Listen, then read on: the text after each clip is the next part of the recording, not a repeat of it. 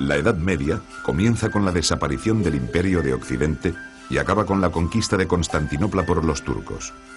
Durante ese milenio, la cuenca mediterránea fue compartida por tres civilizaciones: la cristiana occidental, la musulmana y la bizantina. El fortalecimiento de las monarquías, el dominio turco sobre el Mediterráneo y el descubrimiento de América sentarían las bases del mundo moderno. Los dos primeros siglos medievales contemplaron la ruina del Imperio Romano de Occidente y la instalación en su territorio de los reinos germánicos. Mientras tanto, Justiniano lograría reconstruir por poco tiempo la vieja romanidad mediterránea.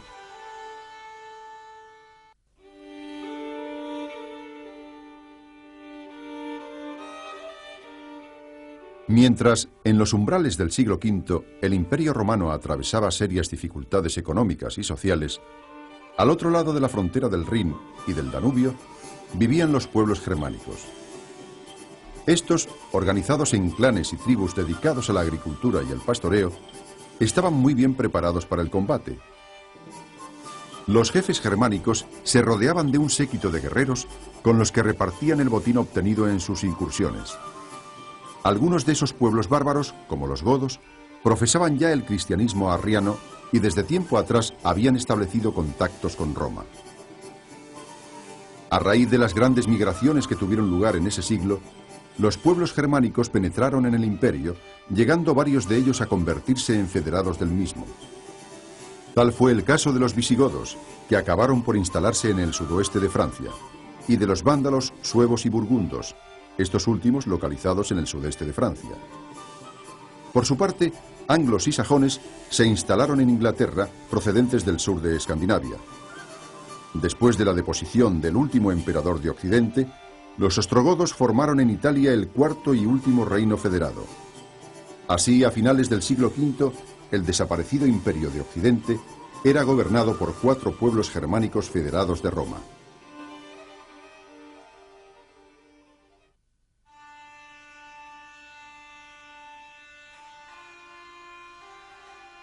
Desde finales del siglo VI hasta el siglo VIII, 4 grandes reinos germánicos configuraron el mapa político de Occidente: la heptarquía anglosajona, el reino lombardo de Italia, el reino franco y el reino visigodo de Hispania. Si bien con ciertos matices diferenciales, los 4 reinos presentaban unas características comunes en el aspecto económico, social y político. El peso de la actividad agrícola y pastoril relegó a un segundo plano el papel del comercio y de la vida urbana, mientras las jefaturas militares y sus guerreros adquirieron gran importancia. En el plano político, la concepción patrimonial del poder y los repartos sucesorios imposibilitaron la estabilidad de las monarquías. Tras la conversión de los 4 reinos al catolicismo, obispos y eclesiásticos se convirtieron en colaboradores de los reyes y en estimuladores de la vida cultural y artística. La debilidad de estas construcciones políticas ocasionó su ruina a lo largo del siglo VIII. En el caso del reino visigodo, una profunda crisis interna imposibilitó la resistencia frente a los árabes. La heptarquía anglosajona, aunque consiguió pervivir hasta mediados del siglo XI, estuvo muy pronto condicionada por las invasiones vikingas. Solo los francos, revitalizados por la dinastía carolingia, lograrían la hegemonía sobre gran parte de Occidente, acabando con el dominio lombardo en Italia.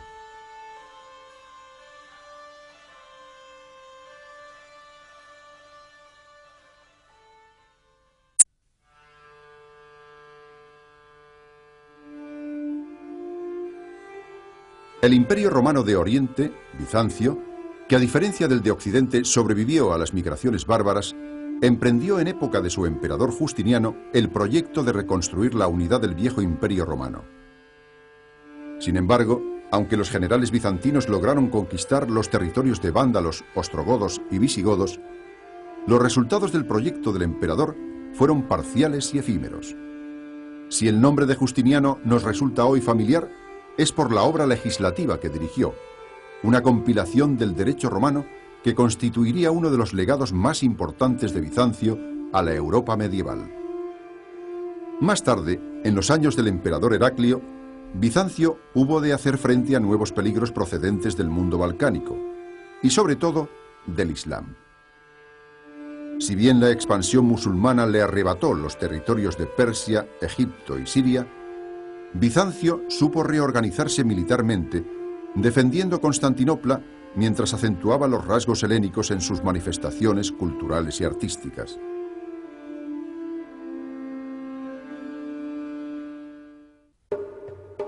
Mientras en Occidente el imperio carolingio era abatido tanto por las revueltas internas como por los asaltos de normandos y musulmanes, el imperio bizantino conocería en el siglo X una nueva etapa de esplendor político y cultural.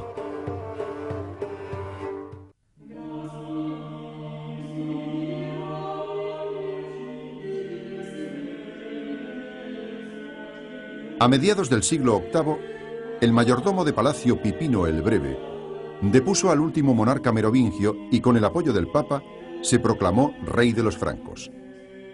Nacía así la dinastía de los carolingios, instauradores de un nuevo imperio en Occidente. Carlomagno fue coronado tras sus fulgurantes victorias sobre lombardos, ávaros, sajones y bávaros, emperador de los romanos por el Papa León III. A pesar de su título, el nuevo imperio poco se parecía al que había desaparecido en el siglo V. Era franco y su centro se situaba en el corazón de Europa, lejos del Mediterráneo. Los organismos centrales del gobierno residían en el palacio de Aquisgrán, mientras la administración local corría a cargo de condes, duques o marqueses. En la época carolingia, la economía prosiguió el proceso de ruralización iniciado desde los albores de la Edad Media. La vida urbana languidecía y los intercambios eran muy modestos. Por estos años, en la península ibérica, se organizaba la ofensiva contra los musulmanes. En el año 801, la conquista de Barcelona permitió la formación de la Marca Hispánica y a mediados del siglo IX se consolidó el reino de Asturias, que eligió como capital la ciudad de Oviedo.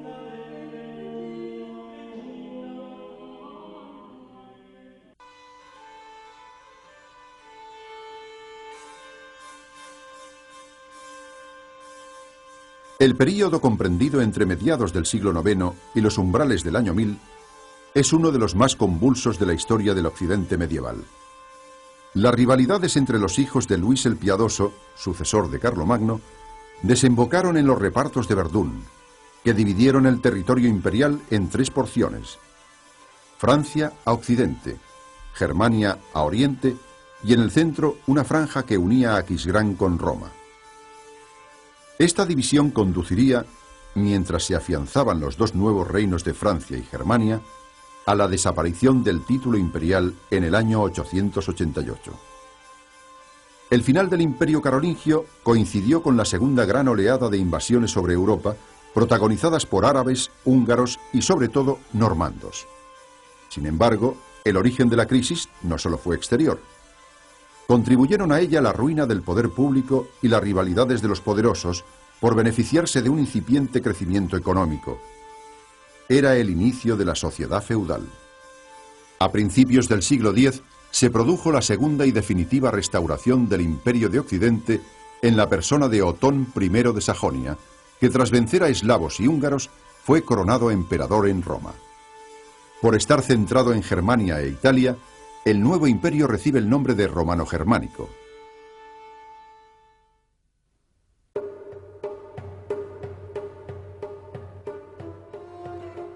Desde mediados del siglo VIII y durante casi un siglo, el imperio bizantino fue escenario de violentas luchas civiles entre los partidarios del culto a los iconos y los llamados iconoclastas, que propugnaban la destrucción de las imágenes y pretendían reducir la influencia de los monjes.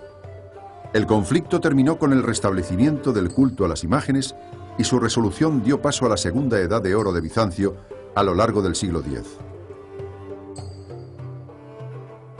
Emperadores como Nicéforo Focas y Juan Simsés recuperaron Creta, Siria y Armenia, mientras Basilio II derrotó a los búlgaros y llevó de nuevo la frontera del imperio hasta el Danubio.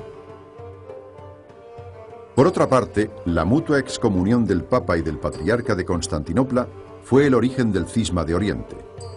Así terminó la obediencia a Roma del territorio bizantino y de los eslavos evangelizados por Cirilo y Metodio. En esas fechas los rusos se apoderaron de Kiev, que acabaría por entrar en la órbita de Bizancio con el bautismo de Vladimir de Kiev.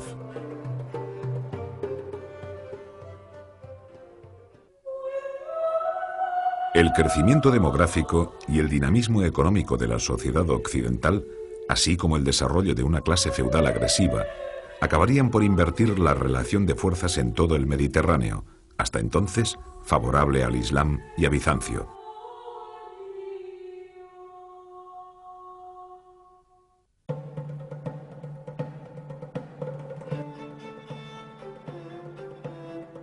Transcurrido el año 1000 y amainados los disturbios que acompañaron el nacimiento de la sociedad feudal, empezaron a ponerse de manifiesto los síntomas demográficos, económicos y políticos de la expansión del occidente medieval.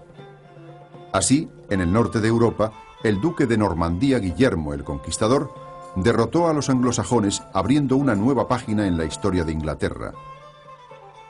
En el este de Europa, la cristianización avanzó en Hungría, Bohemia y Polonia, sometidas a una intensa influencia germánica. Sin embargo, fue en el Mediterráneo donde se observó con más claridad el predominio militar del feudalismo sobre las sociedades islámicas, invirtiéndose a lo largo del siglo XI la relación de fuerzas hasta entonces favorable al Islam.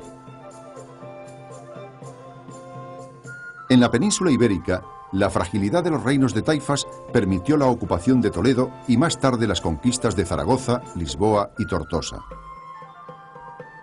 Mientras tanto, el Mediterráneo oriental fue el escenario de la primera cruzada, predicada por el Papa Urbano II en el Concilio de Clermont. Tras la conquista de Jerusalén y de otras ciudades y puertos de Siria-Palestina, los cruzados trasplantaron al corazón del Oriente Islámico las estructuras sociales y políticas del feudalismo y de la latinidad occidentales.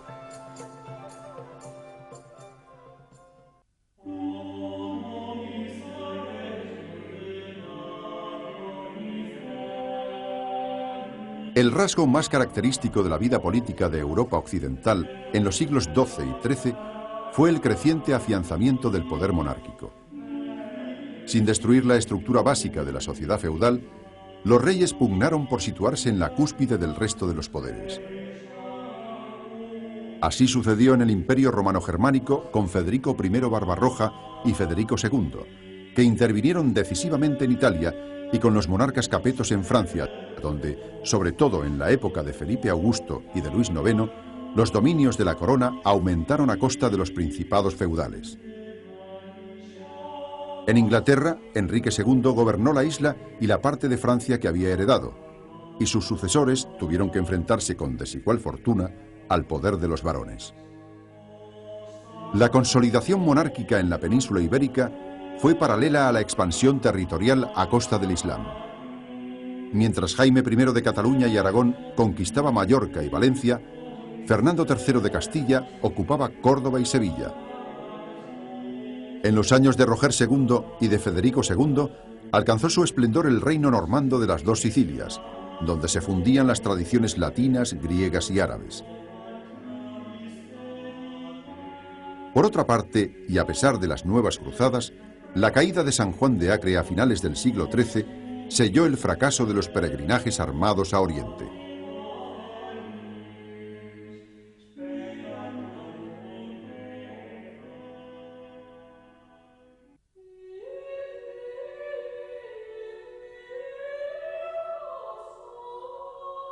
Desde mediados del siglo XI y tras el período de apogeo bajo la dinastía macedónica, Bizancio comenzó a mostrar signos de crisis. Por un lado, el afianzamiento de la aristocracia terrateniente lo condujo por la senda del feudalismo. Por otro, los turcos selchukíes arrebataron al imperio parte de Asia Menor. Finalmente, Bizancio acabó por perder su independencia comercial cuando Alejo I confirió importantes privilegios a los venecianos. Los intereses de Venecia determinaron también el desvío de la Cuarta Cruzada, que concluyó con el brutal saqueo de Constantinopla y la desmembración del territorio bizantino en dos imperios, latino y griego, cuya posterior reunificación fue posible gracias al auxilio de los genoveses. Por otra parte, a mediados del siglo XIII, las tribus mongolas, anteriormente unificadas por Gengis Khan, destruyeron el Principado de Kiev y realizaron violentas incursiones en Polonia, Hungría y Serbia. A partir de este momento, los principados rusos quedaron bajo el dominio de la Horda de Oro.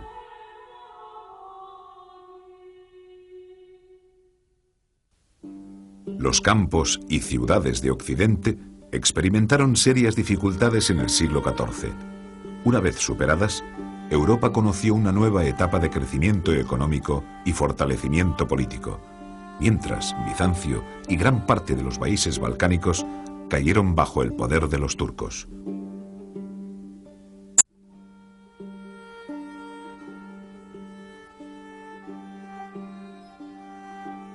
El hambre, la peste y la guerra fueron compañeros asiduos de los hombres y mujeres del siglo XIV, uno de los más dramáticos de la historia de Europa. Una serie de años de malas cosechas ocasionaron terribles hambrunas. Más tarde, sobre una población biológicamente debilitada, se abatió la peste negra, que en sus continuas recurrencias acabó con casi el tercio de la población. A todo ello se sumaron los efectos de la guerra, prácticamente endémica en todos los estados. La guerra de los 100 años entre Francia e Inglaterra resultó especialmente mortífera para las tierras francesas. Los conflictos entre príncipes electores, nobles y ligas urbanas afectaron al imperio. La península ibérica sufrió las guerras entre las coronas de Aragón y Castilla y las luchas civiles en esta última. Sobre la dividida Italia estallaron las rivalidades entre las diferentes ciudades-estado. El hecho de que las campañas militares tuvieran como objetivo preferente la destrucción de las fuentes de riqueza del adversario desestructuró gravemente la vida agraria, la producción artesanal y el comercio urbano. La omnipresencia de la muerte a lo largo del siglo se reflejó en temas iconográficos como las danzas de la muerte o la colocación de terroríficos esqueletos en los monumentos funerarios.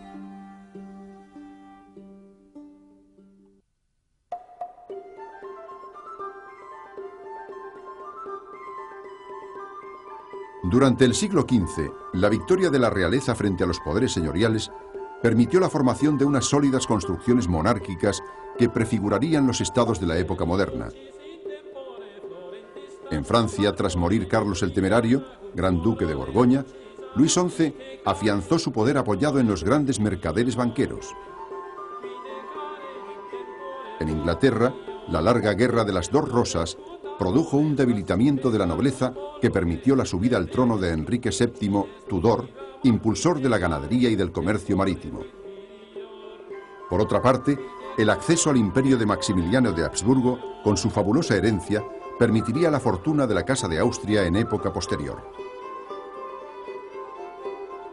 En el caso de Italia, los conflictos internos entre ciudades-estado y signori, como los Médicis o Sforza, favorecieron la intervención de las potencias extranjeras. De esta forma, la rivalidad entre la corona de Aragón y los Anjou por el reino de Nápoles preludió el enfrentamiento franco-español de la época moderna. En la península ibérica, el matrimonio de Isabel de Castilla y Fernando de Aragón supuso la unión dinástica de las dos coronas, permitiendo la conquista del reino de Granada, mientras el monarca portugués Enrique el Navegante estimulaba expediciones a África. Después del viaje de Colón, Castilla y Portugal se repartieron el Nuevo Mundo en Tordesillas.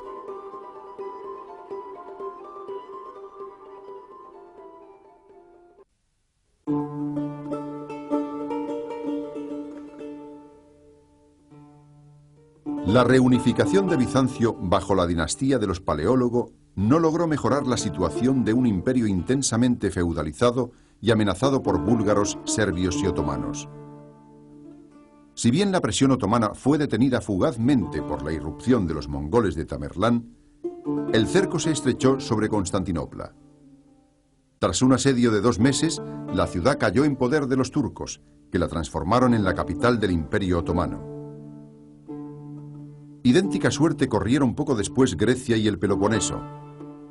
Mientras tanto, en Europa Central surgieron dinastías nacionales más preocupadas por acabar con las influencias germánicas que por formar una sólida resistencia contra los turcos. Así, tras la batalla de Kosovo, se inició la penetración otomana en los Balcanes, que proseguiría a finales del siglo XV.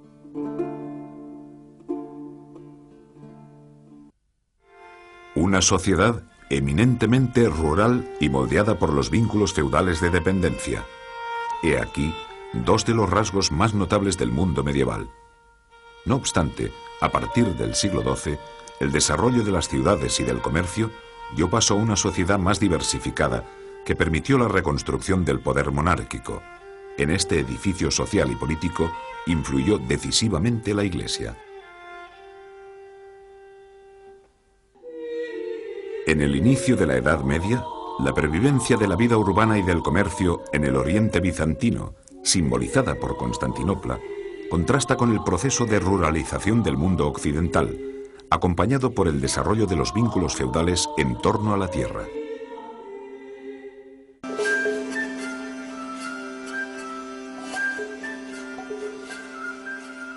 Fundada en el año 330 por Constantino, Constantinopla simboliza la historia del Imperio bizantino.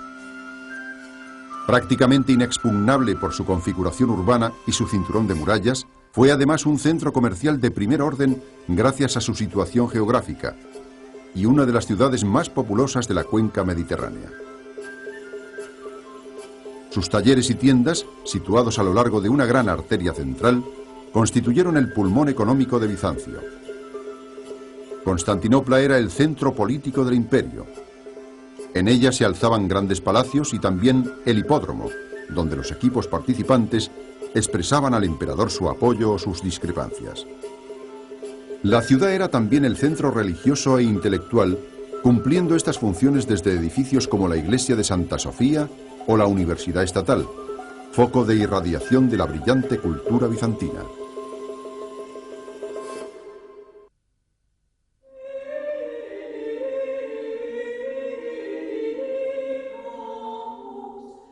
El mundo medieval fue una sociedad predominantemente agraria.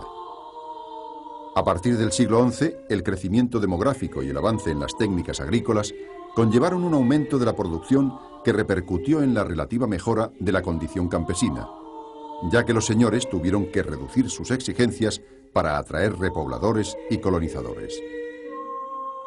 No obstante, en el siglo XIV, la presión de la población sobre unos recursos socialmente limitados causaría el empeoramiento de la vida rural y el aumento de las cargas señoriales.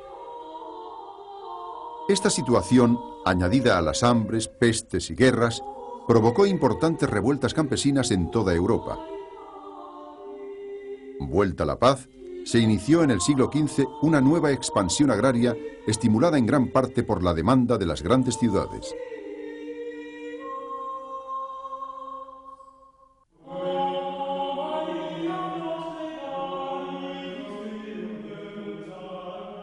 El sistema social del feudalismo nació en Occidente en los siglos X y XI, al producirse la ruina del poder público y su apropiación por parte de nobles y caballeros.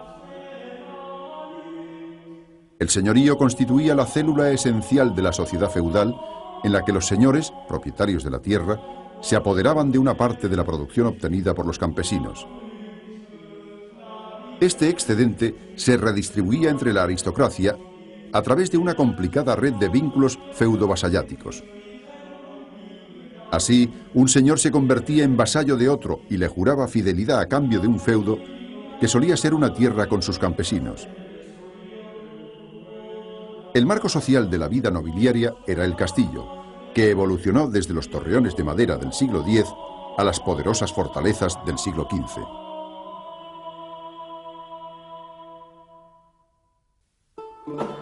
El despertar de Occidente, desde mediados del siglo XI, puede simbolizarse en el auge de las ciudades, en el desarrollo del comercio y en el nacimiento de una nueva sociedad urbana y mercantil.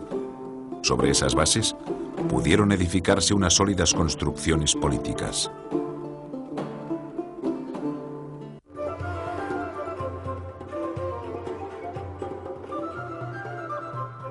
El desarrollo del comercio a partir del siglo XI revitalizó las viejas ciudades romanas y provocó el nacimiento de nuevos enclaves llamados burgos.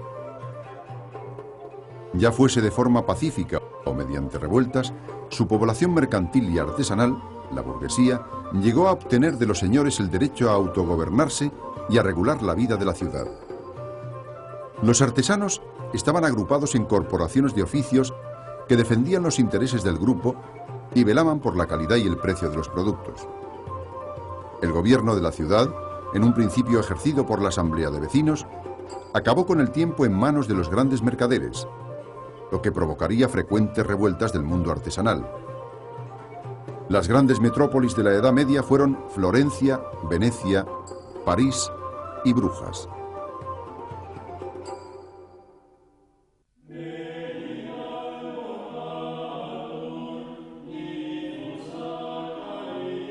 A partir del siglo XI, mercaderes de Génova, Pisa o Venecia empezaron a surcar un Mediterráneo hasta entonces controlado por los árabes. Poco a poco, la actividad mercantil acabó por alcanzar las ciudades del interior y las ferias se convirtieron en las grandes citas del comercio internacional.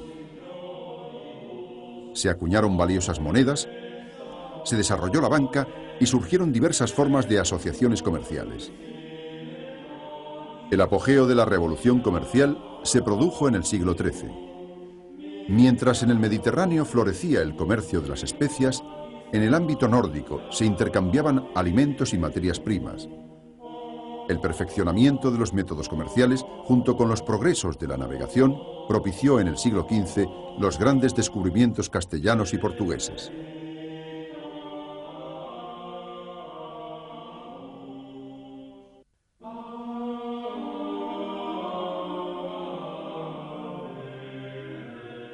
Enfrentadas a los poderes feudales, las nuevas monarquías occidentales consiguieron afianzarse a lo largo de los siglos XII y XIII gracias al apoyo de la Iglesia y de la burguesía, llegando a colocarse en la cúspide de la pirámide feudo-vasallática. Sin embargo, a partir del siglo XIV, los costes del crecimiento del Estado y de las guerras obligaron a los reyes a pedir nuevos impuestos que debían ser autorizados por los representantes oligárquicos del país.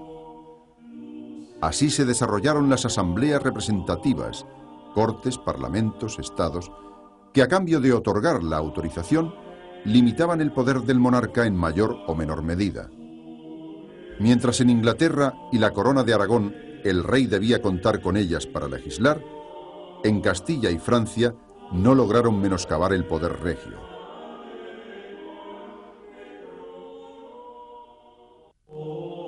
A partir de la conversión al catolicismo de las monarquías germánicas, la Iglesia no cesó de influir de forma creciente en todos los órdenes de la vida, tanto en la esfera de las relaciones políticas como en los niveles mucho más profundos de la sociedad y las mentalidades colectivas.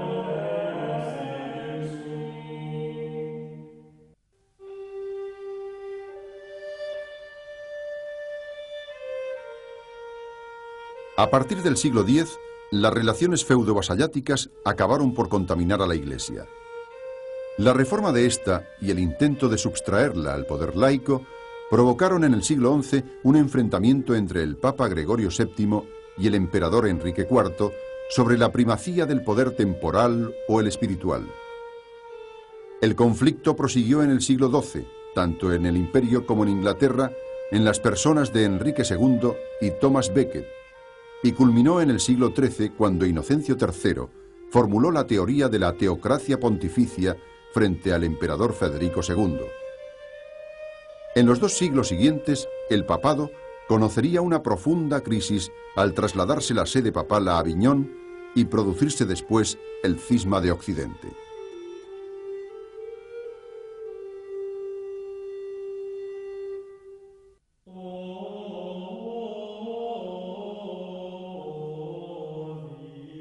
El enriquecimiento de la Iglesia medieval suscitó las críticas de quienes soñaban con el retorno a la pobreza de la Iglesia primitiva. Se desarrollaron así movimientos que fueron considerados heréticos, como el de los valdenses o el de los cátaros. Para combatirlos, la Iglesia ejerció, por un lado, una dura represión creando el Tribunal Especial de la Inquisición, y pretendió, por otro, responder al ideal de pobreza en su propio terreno, suscitando la creación, a principios del siglo XIII, de órdenes mendicantes.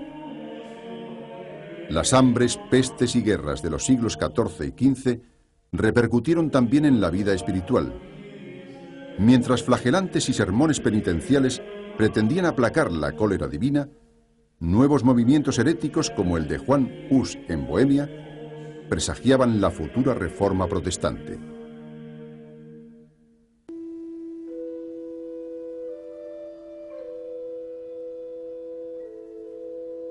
En torno al año 1000, la humanidad medieval vivía profundamente turbada. La proliferación de bandas armadas, el hambre, las enfermedades y los fenómenos naturales eran interpretados como signos del desencadenamiento del mal y presagios del fin del mundo.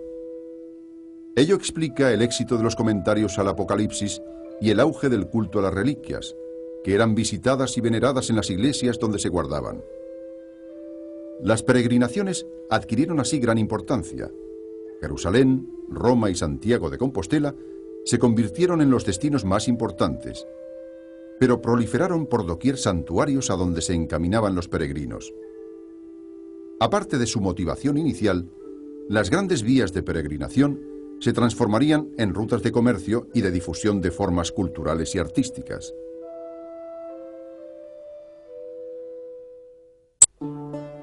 Hasta el siglo XII, los monasterios fueron los grandes hogares del saber.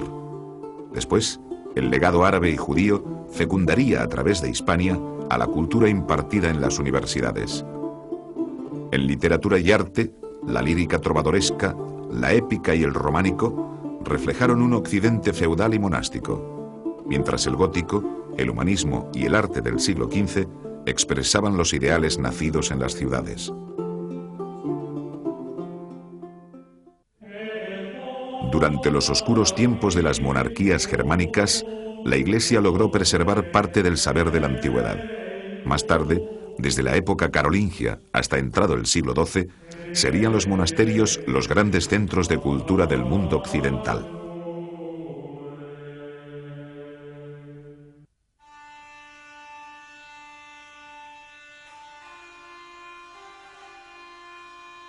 En un principio, los germanos mantuvieron su propio derecho, reflejado en el Código de Eurico, la Ley Sálica o el Edicto de Rotario, y también su religión arriana.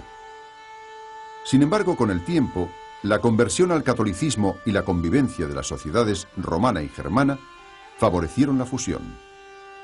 La romanidad pervivió tanto en el marco del gran dominio rural, con la fusión de las aristocracias y la continuidad del esclavismo, como en el ámbito de las ciudades, el gran comercio, el sistema monetario y algunas instituciones políticas.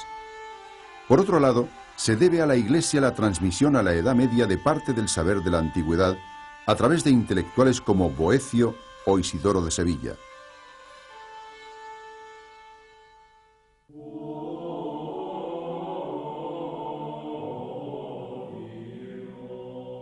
Carlomagno proporcionó la necesaria instrucción a los cuadros eclesiásticos y laicos que debían gobernar el imperio, reuniendo en Aquisgrán a intelectuales de Irlanda, Inglaterra, Hispania y Germania. Destacaron entre otros Rabano Mauro y Alcuino de York, introductor del sistema escolar basado en las 7 artes liberales.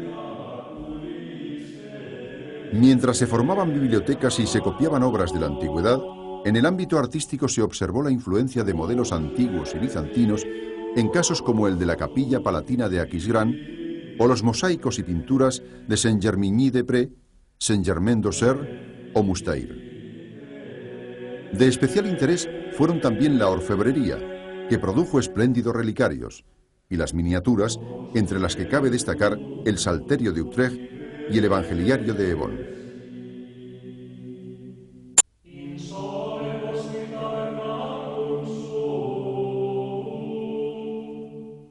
Tras las primeras experiencias de los monjes orientales, el monacato occidental tuvo 2 centros de irradiación: Irlanda e Italia. La regla redactada por San Benito, que vinculaba el trabajo manual con la oración, fue pronto asumida por el papado, extendiéndose por todo Occidente.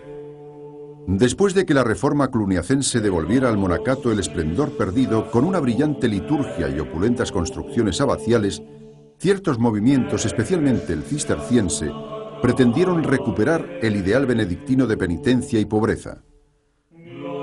Aunque el monacato contribuyó en parte a la expansión agraria, su impronta fue más duradera en el ámbito cultural.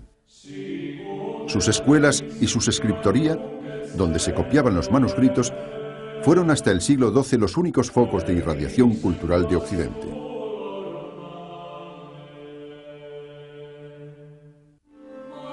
El desarrollo urbano conllevó el desplazamiento de los hogares de cultura desde los monasterios a las escuelas episcopales de las ciudades y a las universidades.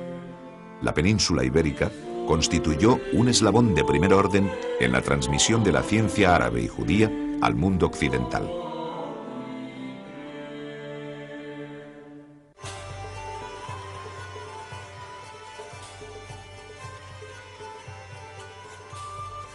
La cultura fue patrimonio exclusivo de los monasterios hasta que, con el auge de las ciudades, surgió una enseñanza propiamente urbana, que inicialmente se desarrolló en escuelas episcopales como la de Filosofía de París, la de Derecho en Bolonia y la de Medicina en Montpellier. Las universidades, ya libres de la tutela episcopal, nacerían más tarde, unas a partir de asociaciones de maestros y estudiantes, como las de París, Oxford o Bolonia, y otras creadas por los monarcas, como las de Salamanca y Valladolid.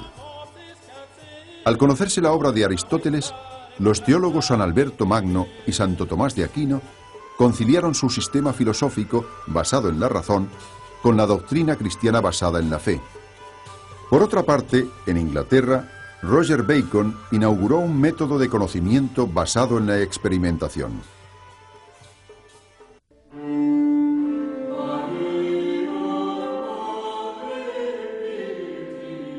La coexistencia en Hispania de cristianos, musulmanes y judíos impregnó la historia de la Edad Media peninsular. En el terreno artístico, los ejemplos más claros se hallan en la originalidad del arte mozárabe y del arte mudéjar, donde los estilos románico y gótico están muy influidos por elementos árabes. En el ámbito cultural y científico, ya en el siglo X, el monasterio de Ripoll fue un importante centro difusor de la ciencia árabe. Más tarde, las traducciones de obras en esa lengua al latín o al hebreo transmitieron a Occidente gran parte del saber de la antigüedad, fecundando la vida intelectual de Europa. Toledo, la ciudad de las tres religiones, ocupó un lugar privilegiado en este proceso, impulsado después por Alfonso X el Sabio. Allí se tradujeron un impresionante número de obras de filosofía, matemáticas, medicina y astronomía. Hasta el siglo XIII, la literatura expresó los ideales feudales, al igual que el arte románico tradujo el esplendor de las grandes abadías. El despertar de las ciudades se manifestaría en el gótico, arte de las catedrales y de la burguesía. Más tarde, el humanismo sentó las bases del Renacimiento.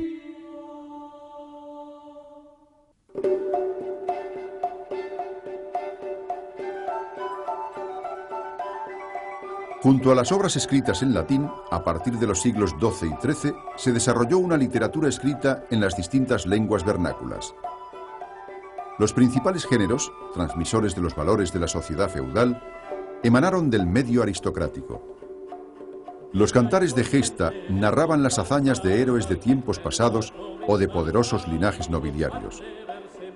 La literatura caballeresca, ejemplificada en los relatos sobre el rey Arturo y los caballeros de la Mesa Redonda, contaba las proezas guerreras y amorosas de sus protagonistas.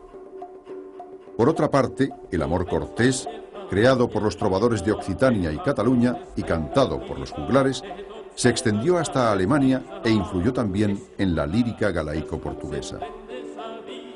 La burguesía desarrolló una literatura propia, cómica y satírica, reflejada sobre todo en el Román de Renard.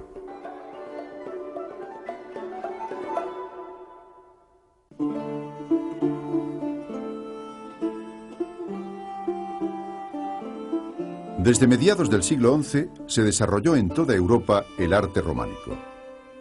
Sus más acabados ejemplos corresponden a grandes iglesias abaciales con plantas de cruz latina y gruesos muros sin apenas aberturas al exterior. En las grandes iglesias de peregrinación, una cripta subterránea custodiaba las reliquias, mientras se desarrollaron en el ábside amplios deambulatorios. La iconografía de capiteles, pórticos y frescos completaba las enseñanzas impartidas por los predicadores a una población iletrada. A diferencia del románico, el gótico fue un arte urbano, siendo las grandes catedrales su expresión más acabada. El gótico supuso el triunfo de la luz, que penetraba a través de vidrieras y rosetones. Junto a la iconografía religiosa, en sus pórticos se representaban escenas de la vida cotidiana.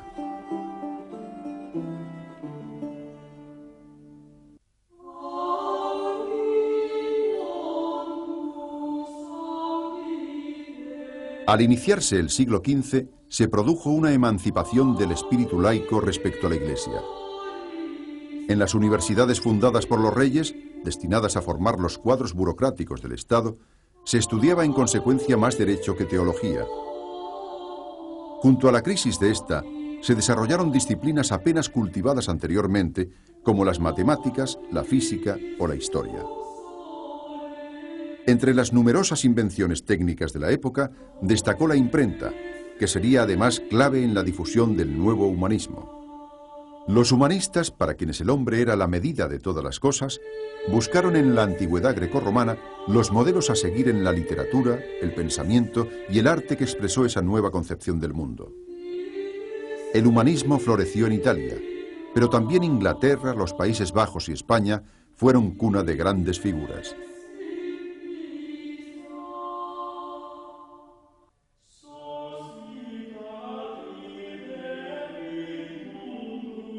En el principio de la Edad Media, el mapa político del mundo cristiano se caracterizó por el desplazamiento del centro de gravedad desde el Mediterráneo, enseñoreado por el Islam, hacia el norte de Europa. Al final del periodo, la conquista de Constantinopla por los turcos supuso el fin del Imperio Romano Oriental, mientras las navegaciones atlánticas preludiaban la era de los grandes descubrimientos.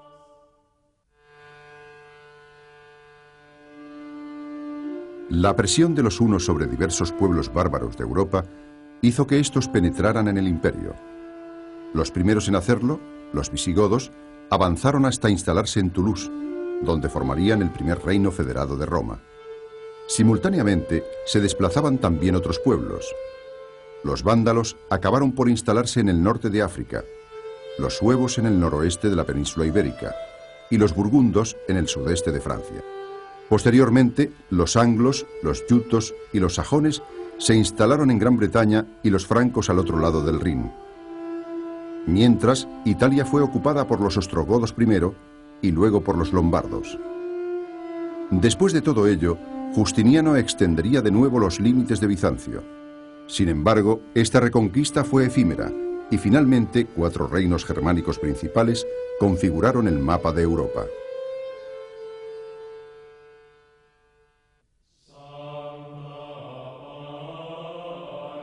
El imperio de Carlomagno sobrevivió poco tiempo a su fundador.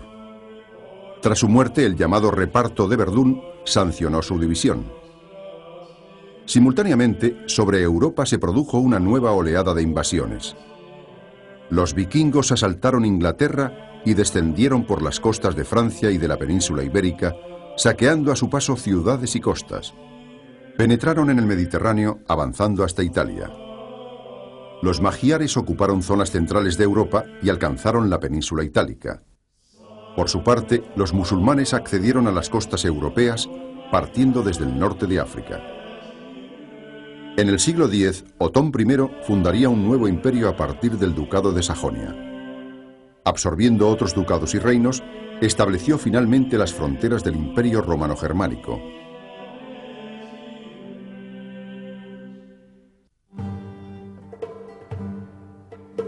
Entre los siglos XI y XIII se consolidaron los principales reinos de Europa.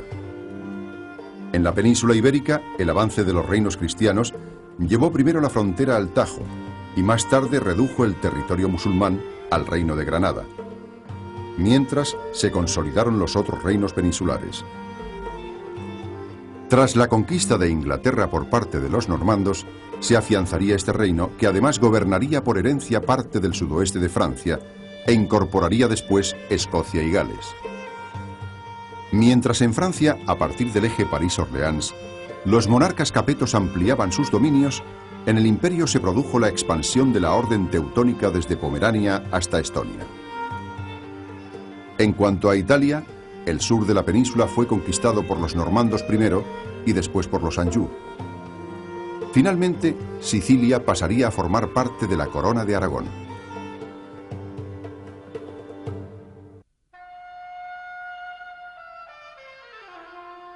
La Guerra de los 100 Años resultó en un principio favorable a Inglaterra, que acabó sin embargo por perder sus posesiones en Francia. En esa época se produjo también la ascensión del Gran Ducado de Borgoña. En la península ibérica prosiguió la expansión de la corona de Aragón con las conquistas de Cerdeña, Atenas y Neopatria, y finalmente del Reino de Nápoles. Dentro del imperio se observó en el siglo XIV el crecimiento de la Casa de Luxemburgo, que ocuparía momentáneamente el Reino de Hungría. Ese predominio fue contrarrestado por el acceso de la Casa de los Habsburgo. El Reino de Hungría acabaría por afianzarse como un gran estado, al igual que el que resultó de la unión de Polonia y Lituania. Por otra parte, los cantones suizos se independizaron del imperio.